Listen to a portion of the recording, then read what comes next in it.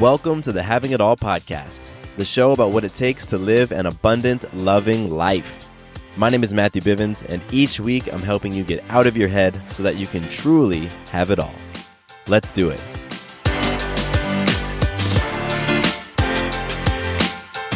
What's going on out there? Matthew Bivens here, and welcome to a brand new episode of the Having It All podcast. Today I am broadcasting live. Well, I guess not live, but I'm broadcasting from my brand new office, and I'm super excited about that. Very pumped. Got some great energy in this space, and I'm sure you're going to hear it coming through the mic. My wife and I changed up the layout of our house, and we took the biggest room in our house, and we've now turned it into an office for both of us. So this is where we're going to be doing our recordings and all the great stuff that keeps our shows thriving. So I'm super pumped. And I'm excited that you're here today, joining me on the show to create your abundant, loving life, whatever that looks like for you, whatever that looks like. And I know you're out there, if you've been having a challenging time this week and you've just been hitting your head against the wall and, just running into things and it just feels tough. I know the feeling, and I've been there. And the fact that you are surrounding yourself with empowering conversations like this one, listening to shows like this or reading empowering materials, it means that you are doing the things you need to be doing to flow through the adversity, to make it through the challenges. So keep going. There's absolutely light at the end of that tunnel. I know it. I've been there. And every single challenging situation that you've ever been in, you've made it through. And you'll make it through this one. So I just felt inspired to share that because I know somebody out there needed to hear that, needed to connect with that message. And today I'm excited. Today's episode is a part 2. On Tuesday, just a few days ago, I did an episode called The Success Rituals That Empower My Health, Relationships, Business, and Spirituality. Well, I bit off a little bit too much in that episode, and I only got through health and relationships. So today, I'm talking about those success rituals and habits that I use to empower my business and my spirituality. If you haven't listened to part 1, go back. It's the episode right before this and take a listen. It's great, particularly if the areas of health and relationships have been a challenge for you, then you might pick up a couple things that I do that really help me to get the results that I want in my health and relationships, and you might be able to add them to your daily routines. So today, again, we're doing business and spirituality, and, let's do some magic first. I was going to jump right in, but I want to share a little bit of magic. And for those of you who are new to the show, before I kick off each episode, I like to talk about magic. Magic being your ability to influence yourself, other people, and life in a powerful way. And you're doing it all the time. But you're not always recognizing it. You aren't, reminding yourself that you are a creator of magic, that you have the power to create the experience and the results that you want in your life. And so reflecting on magic and sharing magic is a way for us to remind ourselves of that personal power. It's amazing. And so for me, my magic today is pretty cool. For the past 7 days, I have been doing a little physical challenge. I've been loving on my body, and I have challenged myself to be consistent for 30 days and do 100 squats, 75 push-ups, and 25 pull-ups every day for, 30 days? For 30 days. And I'm on day 8 right now. And so for me, I really wanted to shift my relationship to at-home exercise. I've got a pull-up bar here at my house, and I make it to the gym 2 times a week. I go to the gym twice a week, and I run 2 days a week. But I also have other fitness habits that I like to do. I use a tool, a fitness app called the Balance Chart, and there's some habits that I like to do and like to get done. However, I found that my relationship to doing exercise at home really started to suffer. I just didn't want to do anything. And, my pull-up bar is right near my kitchen. So whenever I see that pull-up bar, it was a reminder that I wasn't doing my exercise. I wasn't getting my points. So I wanted to shift that. I recognized that was simply a relationship. I was forming an unhealthy relationship to exercise, and so I challenged myself to do those things, like I said, for 30 days and work on that relationship. And so I'm on day 8, and it's been awesome. I've shown up consistently for the past 8 days, despite at times not wanting to do it, quite frankly, because that's what happens, right? Our emotions kick in, and we just don't want to do the things that we've said we would do. So, some days I was tired. A couple times I waited till the end of the day to do the exercises, and one of the days actually fell on my fitness assessment called the game day, which takes me a couple of hours to do, and physically kicks my butt. I'm pretty drained at the end of my game day, but I still knocked out my push-ups, pull-ups, and squats. So that's been my magic, just influencing myself to love on myself in that way, very intentionally. And I'm excited for the next 22 days. I'm excited to see how my relationship to at-home exercise shifts. I'm excited to see how my relationship to that pull-up bar shifts, and I'm excited to see how my body shifts. I can already feel myself feeling stronger. So that's been awesome. For some listener love, I got a cool one today. I looked in iTunes and I saw I had a couple new reviews, and one of them was they're all powerful. They're all amazing. One of them stood out to me, and so I wanted to read a review. This one comes from Eddie100MZ, and Eddie, you left a heck of a review, so I'm going to read it and give you a little shout out. Eddie says, "Dug yourself in a hole in life, ? This podcast will give you the mindset to start digging around yourself instead of digging straight down. Helps to really take a moment to look at who you are now and remind you who you want to be. I'm not the podcast type of person, never have, but on the first episode of this one, I was hooked, mainly because of the situation I was in. But I'm extremely grateful and thankful for running into it. Has made me realize my beliefs, thoughts, and standards were not where I know I had set them at one point in my life. Listening to this podcast will inspire and help you to act upon the necessary steps to create and build your abundant and fulfilling life." Boom. Man, that's awesome. Eddie, thank you so much. I appreciate that review on iTunes. I love receiving feedback, hearing feedback of all sorts, because I have some reviews on iTunes that aren't that great. You can go read them. They're kind of interesting. So, some 1-star reviews, but I love all of it. Eddie, I appreciate your review. And for you listening, if you want to have your review read on the show, then just go to iTunes, leave subscribe to the show, leave a review, leave a rating, and I will read it. I'll also be super grateful. That'd be awesome. So I got something to plug real quick before we jump into the episode, and that is at the end of this episode, I'm going to be sharing something that I haven't shared before. I haven't talked about before. I'm going to be providing an opportunity to you listening. So stick to the end of the episode, and I have something pretty cool to share. All right, let's jump into this thing. Part 2 of the success rituals that empower my health, relationships, business, and spirituality. So really, the whole point of this now series is for you to look at and become more aware of how your rituals are impacting your life. And rituals, when I use that word, I'm simply talking about the actions that you perform in a certain order. They're like habits, but you do them in a certain order. So you have rituals for waking up, for going to sleep, and a whole bunch of other things in your life. And many times we're not thinking about these rituals. We're not thinking about these habits. They just kind of happen automatically. We get into them and our bodies just go on autopilot.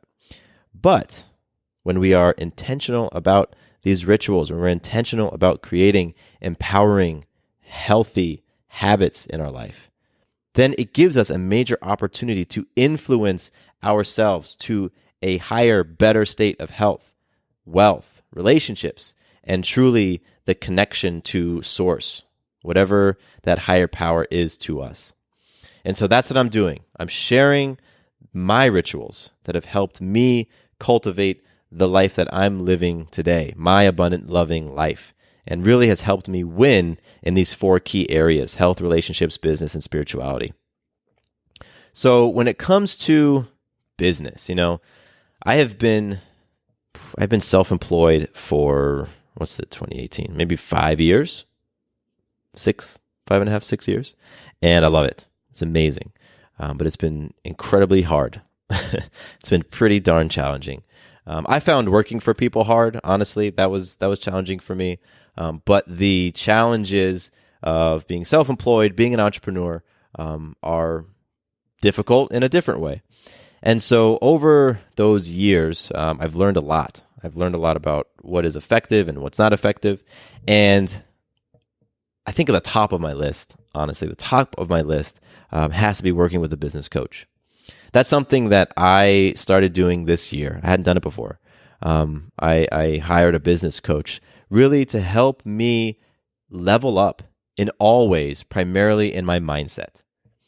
Because with so many things in our lives, with business, with our relationships, with our health, with so many things, it's not necessarily about the actions that we're doing. You can start changing actions, but chances are, if you aren't addressing your mindset, if you aren't addressing your level of awareness, then you're going to fall back into those patterns and habits that you built earlier that help you create the experience that you weren't enjoying. So for me, hiring a business coach has been honestly transformational, because what she has done is she has really put a magnifying glass on my thoughts.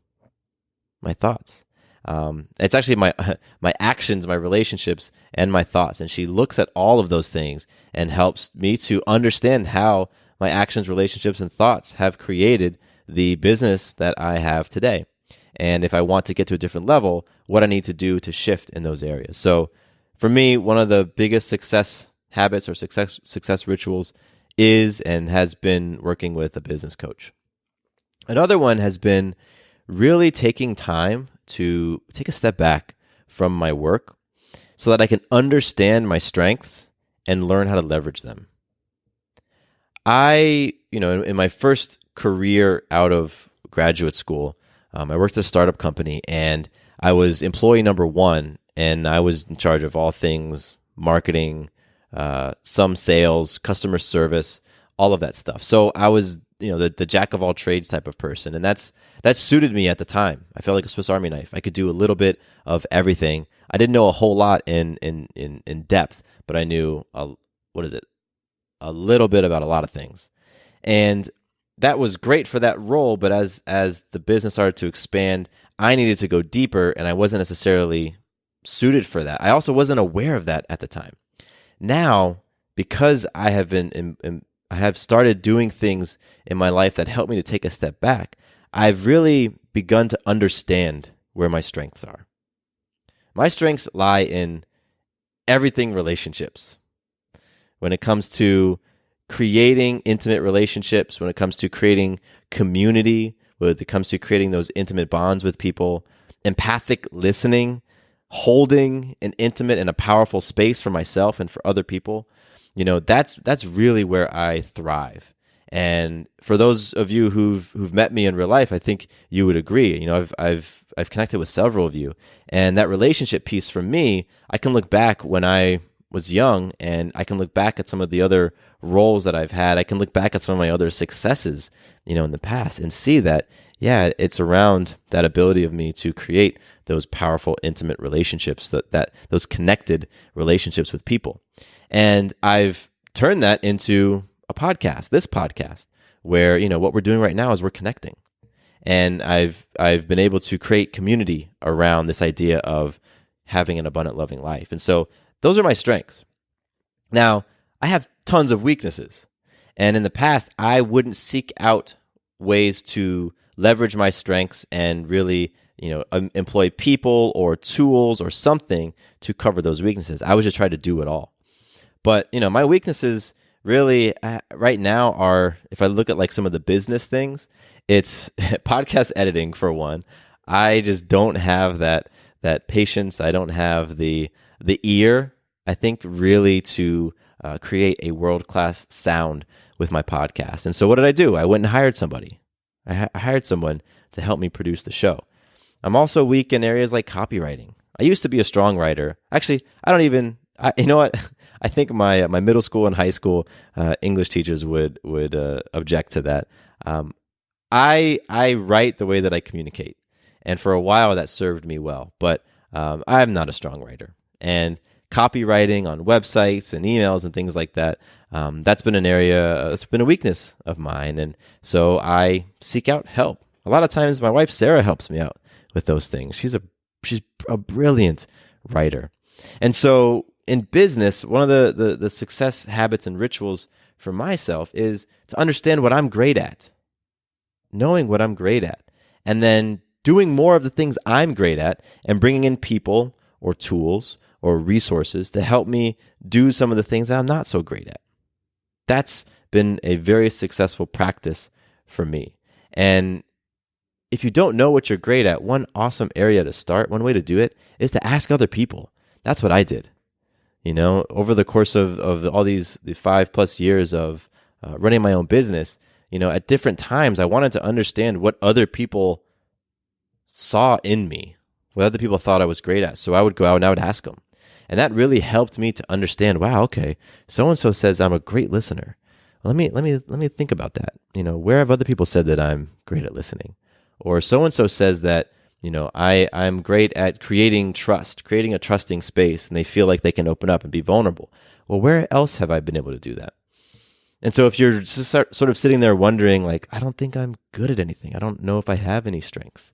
And that's fine. Maybe your mind just can't get there yet. Go talk to some other people. Talk to some people who are close to you. And I guarantee they're going to start sharing things with you that you may not have thought of.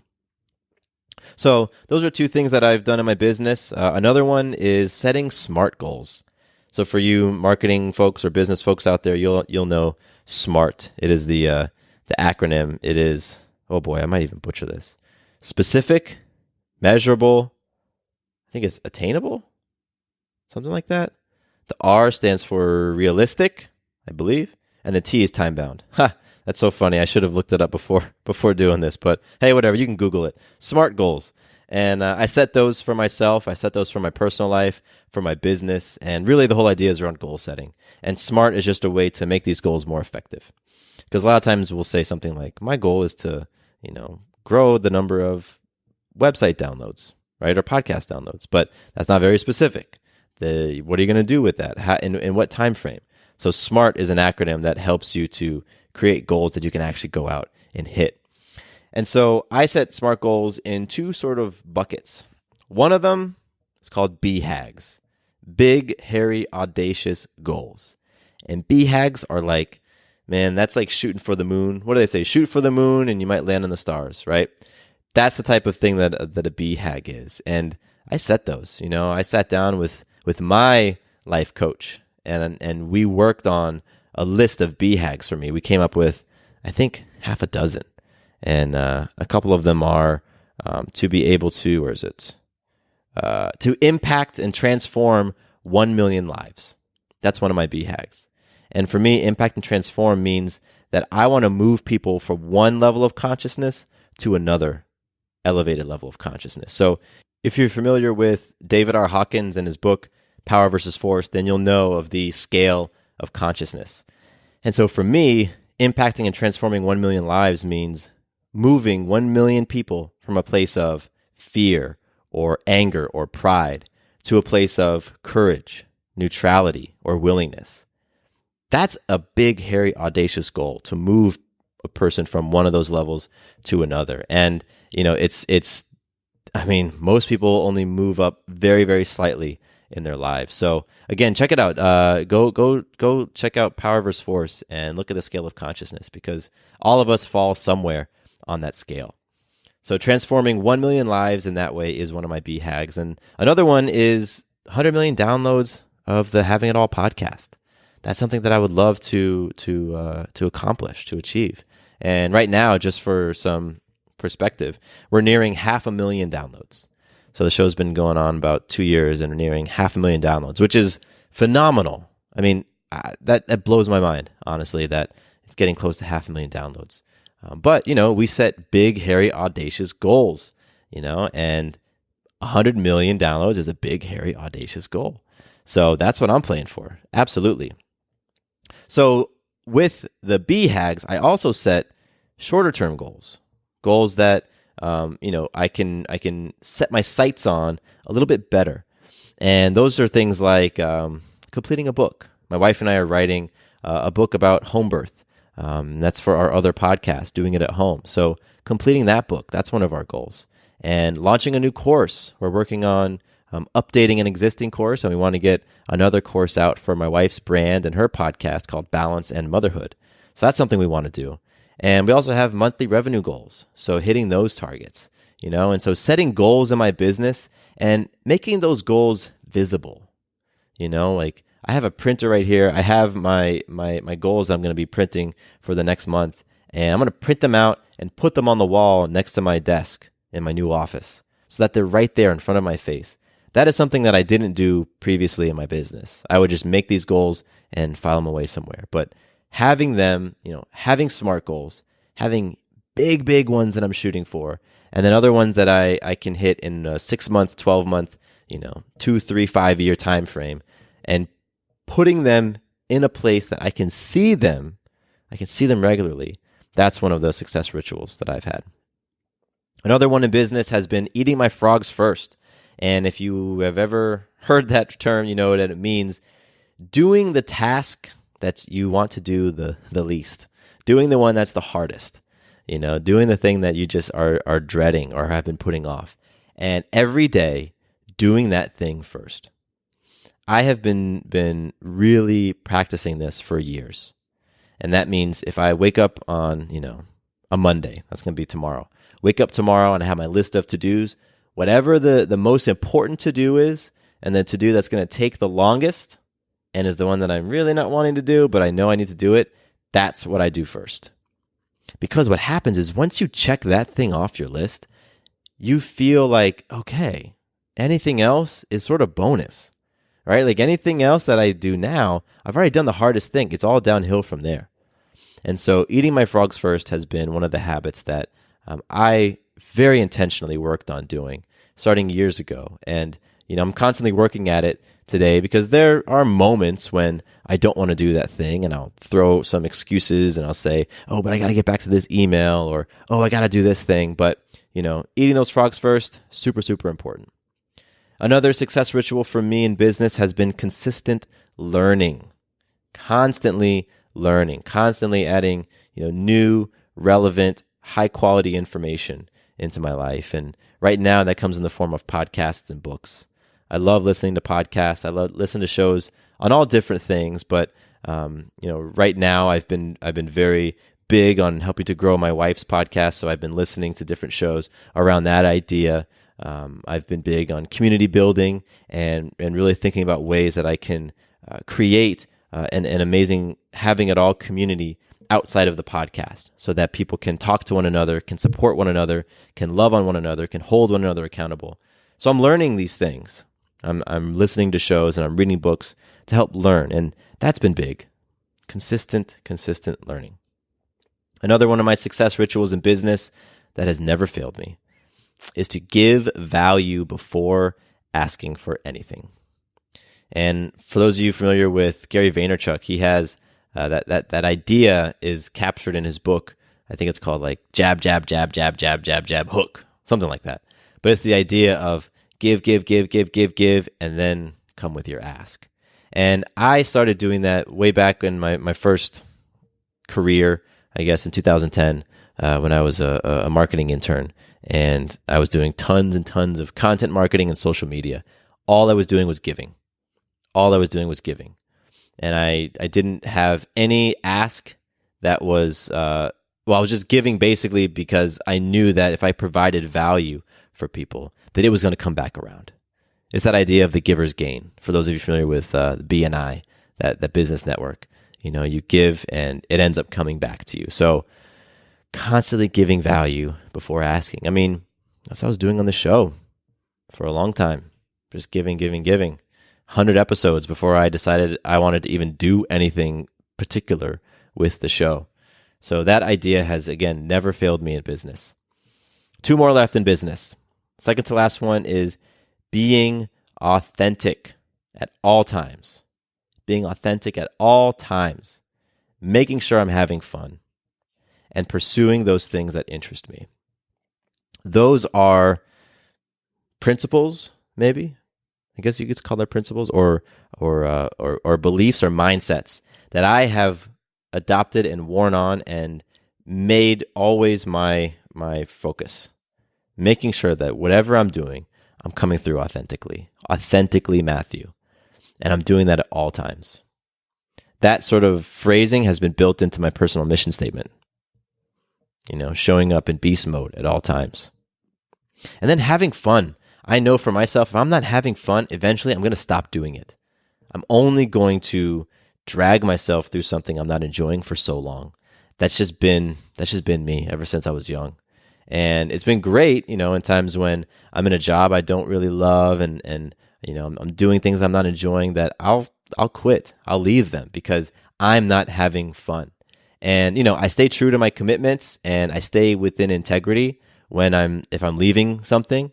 I communicate, again, being authentic at all times. But I have to first and foremost be authentic with myself. I have to honor myself. So making sure I'm always having fun.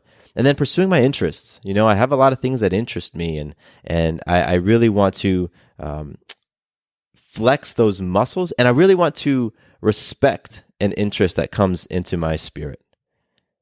I want to respect inspiration that comes from source through me.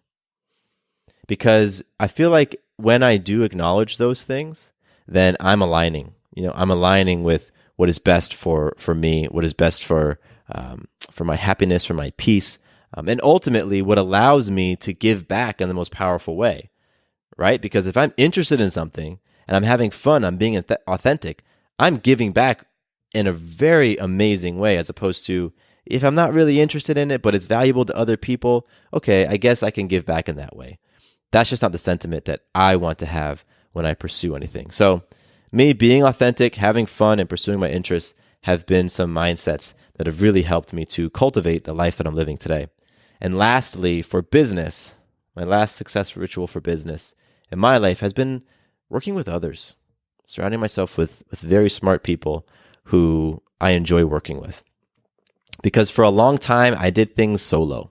I did things by myself. And, it came easy to me. That's kind of my nature. When I was young, just kind of sort of doing things alone or being cool, playing by myself when I was a kid. But I realized that it's far less fun to do things by yourself. That's just, in my opinion. It's so much more fun for me to collaborate with people, to synergize being that idea that 1 + 1 can equal 1,000. So I want to synergize with people to where we can pool our skills, our gifts, pool them together and create something bigger than either of us could achieve by ourselves. And that's what I do today. There's a lot of folks that I work with in business, on different projects, on things that make money and things that don't make money.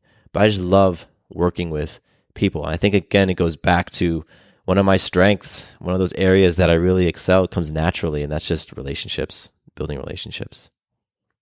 So those are the things that I do and have done in my business to help create success, to help create the results that I've been wanting to create. Hopefully you got something from that and you can add that into your habits. And let's move on to the area of spirituality. So for me, spirituality has been an interesting thing. I grew up in a semi-Catholic church. I mean, my mom grew up Catholic, and when my parents got divorced, we still went to Sunday school sometimes, and we did CCD. I don't even know what that stands for, but it was like a Wednesday night, hour-long Bible study class, and I did that until I was about 13, and then I had a choice if I wanted to continue or not, and I said no. And so for those teen years up through my early 20s, I always associated spirituality with religion. I thought they were the same thing.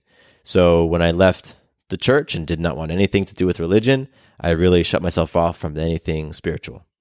So the past 7 years for me has been getting back to my spiritual side and connecting with source and really feeling out what my walk is, what my personal spiritual walk is. And one of the things that's helped me tremendously in that is working with a coach. Working with a coach. I mean, honestly, that's a theme throughout all four of those areas: health, relationships, business, and spirituality, is just the value and the power of working with a coach.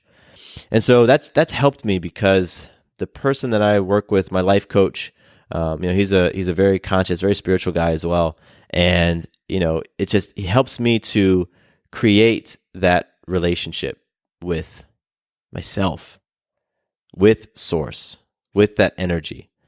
And it's been a beautiful thing as those areas within me have been unlocked, and I can just build that relationship. Again, there's a relationship piece, right?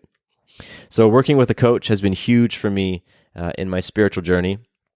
And one of the things that I've done as a result of working with a coach is really worked on building habits around meditation and mindfulness. Now, there's a difference between meditation and mindfulness, and meditation falls within mindfulness. Meditation is a form of mindfulness, and mindfulness is really about being present, being in the present moment, and pulling your thoughts into the present moment, as opposed to letting them flow back into the past and feeling regretful or angry or resentful, or letting your thoughts flow into the future and feeling anxious or nervous or worried or scared. Being present and being mindful is being present. It's staying here in the now. And meditation is one way to do that. Meditation is definitely one way to do that. And so I have not historically been as consistent with meditation as I want to be, but I'm working on it.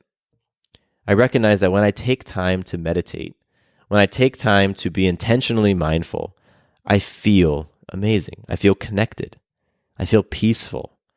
I'm able to flow when stuff hits the fan, because for me, right now, I guess it's not really about being in that place where I'm never impacted by anything, that, everything just flows off my back like water. For me, it's about being able to stay in my power when stuff does happen. It's about me, if I get rattled, if I get flustered, if I get pissed off, it's for a moment. And then I remind myself that that's a choice. I can choose to remain in the disempowering state of being furious, or I can choose to remain in a place of peace. And just so you know, I don't know if I've ever been furious. I'm just not that type of person. But I've absolutely lost my cool. I've absolutely been frustrated and just all the things that you have. I've been there, right? And so practicing that mindfulness and meditation really helps me, it centers me. But it's something I'm working on, just like you, and I try to give myself a break and not be so darn hard on myself when I don't hit my goals of meditating 3 times a week. So I'm working on it. And, I have an app, I mentioned it earlier, the Balance Chart, that I have meditation as one of my habits. And so that's absolutely helped me. It's helped me to remain accountable so that I can see, okay, did I meditate? Okay, did I get my points? Because those points impact the overall total. So that's been super, super helpful to me, adding that tool into my spiritual practice. Another thing that's been huge for me in my spiritual, creating the results I want in that area, is distinguishing between knowing and understanding. For many years, I was a person who knew a lot of things. Knowing is like planting your flag firmly in the ground and pouring cement around it so that flag is not moving, because I know 100% for certain about XYZ thing. What happens when you are in a place of knowing is you shut yourself off from learning something anew. You shut yourself off from possibility. You shut yourself off from growing. A more powerful place to be is in a space of understanding. Here's what I understand today, given my context, given my experiences, given my tools. Here's the belief I'm choosing to wear on today. But because it is a belief, I can set it to the side and wear on a new one and see if that new belief works. I can understand something anew. that has been a huge thing for me. Understanding the difference between knowing and understanding. Recognizing the difference between knowing and understanding has been enormous. Because it's helped me to grow. It's helped me to grow because when I'm in that place of knowing, when I plant my flag and I pour cement around it, there's not a lot of growth happening, particularly if the thing that I know is in an area that is impacting my body in an unhealthy way. If it's pulling my energy down, if it's pulling my health down, if it's pulling my happiness down, but I know it to be true. I know that this is how people are. And because I know this is how people are, I'm always pissed. Right? Like I've had family members who say people can't be trusted. Oh, wow. Really? People can't be trusted. So you know people can't be trusted. What do you think happens when you go through life believing that people can't be trusted? It doesn't take a whole lot of imagination to conjure up, images of a life that's not very pleasant. If you're constantly closed off, you're constantly guarded, you're constantly skeptical, you're constantly looking over your shoulder because you believe, because you know that people can't be trusted. It's a very different place than being in a state of, right now, based on what I've experienced, a lot of folks just aren't trustworthy. But I'm open to be proven differently. I'm open to say, you know what? Okay, let me just try this. Let me do a trust fall because I believe nobody will catch me. But let me try this on. Let me wear on this trust thing. I'm going to do a trust fall. And oh my gosh, someone caught me. Oh, well, now I have this new belief. People can be trusted. Oh my goodness. All right. Life looks so different because I wore on this new belief. That's a very simple example of difference between knowing and understanding. And recognizing that has been huge for me and my spiritual growth. Next thing has been consistent learning. Again, just like with business, consistent learning has just helped me to achieve great things, make great strides in my connection with myself in that spiritual area. And so just reading books has been big for me in that area. I love reading. And right now I've been reading the book Worthy. And that book has been very fascinating to help illuminate my relationship to money and really my relationship to my own self-worth, my own self-value. So just reading books on topics that interest me have been big. And also I like listening to audio things, again, like podcasts. But in this case, I dig YouTube videos of Abraham Hicks. If you haven't checked out Abraham Hicks, I recommend you at least just give it a try because their videos are pretty incredible, very conscious stuff. And the first couple I listened to went way over my head. I don't always resonate with conversation about vibrating and things like that, and that's kind of where she's at. But when I'm able to decipher the meaning, I really do love and resonate with the content. So Abraham Hicks has been helping me to consistently learn and to understand things in a new way. So 2 more with in the spiritual area. Getting into conscious conversations more and more often. That's been huge. That has been a huge habit that I have put into my life over the past number of years to help me grow spiritually. Conscious conversations are, people talking about real stuff. People talking about taking personal accountability and responsibility for their lives. People who are intentional. People who are motivated. People who are humble. Who exercise humility. Who can be coached. Who can receive feedback. Getting into conversations with those types of folks has been big for me. And for a number of years, I was in an accountability group called a COI, Circle of Influence, with 6 other people where all we did was we had conscious conversations every week. And I'm getting prepared to lead a new COI here in Atlanta later on this year. And so I'm going to be surrounding myself with people once again who just want to have highly conscious, powerful conversations. That's been big. Big for me. Last one. Last ritual that I do and have done in the spiritual area that has impacted my life greatly. Again, kind of like the previous one, but it's about putting myself in environments with like-minded people who I can learn from and who I can teach. And I say teach because I have many things to pass along to other people. Things that were given to me, things that were handed down to me by incredibly brilliant people, by coaches, by mentors, by friends, by source. And I almost feel like it's a responsibility of mine to pass those things along. And one of the benefits of that is I learn when I teach others. Teaching helps me learn. So by putting myself in environments with folks who are interested in having these conscious conversations, folks who I can learn from and folks who I can teach, it helps keep that spiritual wheel sharp, right? It helps sharpen my saw in that area. And that has been huge for me. So for you all who've come to the Tuesday night play camp here in Atlanta, you know that that's the type of conversations we get into, and it's a beautiful thing. So those are the things that I have done in my life in the spiritual area that has helped me to create some amazing results. And yeah, wow, we just covered all 4.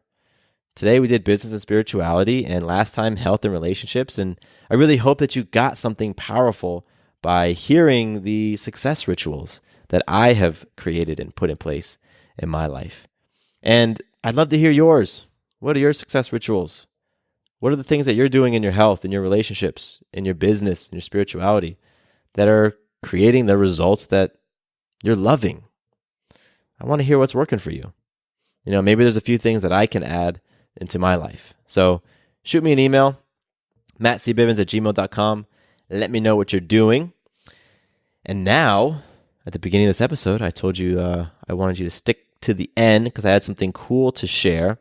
Well, a lot of you may not have known this, but I am a balanced lifestyle coach. And I work with people who are basically in a state of feeling imbalanced, feeling overstressed, or feeling uninspired. And I help them to create meaningful, powerful, lasting changes in their lives. Change looks like a lot of things. It looks like healing, looks like growing, looks like transformation. And currently I have 2 openings right now to work with people. And I have reserved them for Having It All listeners. I've reserved them for you. So if you feel like you've hit a rut in any area in your life, or you feel like you just keep running into the same thing, keep creating the same experience over and over and over, creating the same situations over and over and over, and you're just not liking the results, things aren't flowing for you, then consider for yourself how coaching can help you move through your roadblocks. I talked a lot in this episode and the previous one about how valuable coaching has been in my life, and really the power of working with a person who can see those blind spots, who can give you powerful feedback, who can keep it real, who can keep it honest, who can tell you those things that you may not want to hear, who will hold you accountable to being the person that you say that you want to be, and who will be in your corner and who will support you. Folks who have done that for me have been some of the biggest contributors to the abundant, loving life that I'm living today. So if that interests you at all, the folks who are a great fit for me are people who are experiencing momentum in some areas of their life, but they keep just running into a wall in some other areas, right? If your career's been humming along and your friendships are great, but man, your personal health or your relationships, you just keep creating the same scenarios again and again and again. Or if you're a person who's coachable, somebody who receives feedback powerfully, right? Like you have to be coachable in order to work with a coach. You just have to be. And that's somebody who's humble, who's able to humble themselves. That's where being able to receive the feedback comes in. And a person who's really has a fire within, it might be a little teeny flame. It might be like the flame that comes out of a lighter when it's about to run out of lighter fluid, but there's still some sort of fire in you. There's still some sort of drive and desire to experience life in a different, more powerful way. That's the type of person who's a great fit. Somebody who maybe has reached a breaking point. Maybe you're at that spot where you're like, no more. No more. I'm tired of feeling the way that I've been feeling. I'm tired of wishing for something new, but not going out and making it happen. I have been there. I have totally been there a number of times in my life. If any of that describes you, then you might be a good fit. The folks who are not a good fit is somebody who thinks that they have it all figured out. Somebody who just, I know it. I know things are like this. I got it all figured out. Cool. Awesome. We just may not be a great fit for coaching. Somebody who completely avoids tough conversations. Somebody who's unwilling to take personal responsibility for everything in their lives. If you are not willing to do that, then coaching, at least with me, is not a great idea. And if you don't truly value somebody putting deposits in you to help you grow, to help you heal, to help you transform, to help you step into your personal power, then again, coaching may not be a great idea. But for those of you who are that great fit and you feel like you're ready to go, you can go to my website, matthewbivens.com/coaching, and you can fill out the questionnaire application to get in on a 30-minute phone call with me. And again, matthewbivens.com/coaching. And if you have any questions at all about my coaching, about what I do, about any of that stuff, then you can message me. You can shoot me an email, mattcbivens@gmail.com, or you can use the contact page on my website. That's over at matthewbivens.com/contact. You can just click the little drop down that says that you want to coach and shoot me a message. All right, awesome. Well, I've had a lot of fun in the past 2 episodes talking a lot about me and my rituals and habits and all that great stuff. And I believe that there's something that you can take from it. There's one thing you can take and implement in your life. And that's what I put out there for you to do. I'll challenge you to do that. Pick that one thing from either one of the episodes and let me know what it is that you're going to put into your life so that I can help hold you accountable. Awesome. Beautiful. All right. Well, I am sending you love. I'm sending you light. I'm sending you energy so that you can go and create your abundant, loving life. My name is Matthew Bivens, and here is to you having it all. Quick note about the Having It All podcast. I am not a doctor nor a licensed therapist. I'm a guy with a story and a passion for conscious conversation. My thoughts, opinions, and beliefs are my own. So please consult with your doctor or healthcare provider regarding any questions or issues you have related to your personal, physical, or mental health.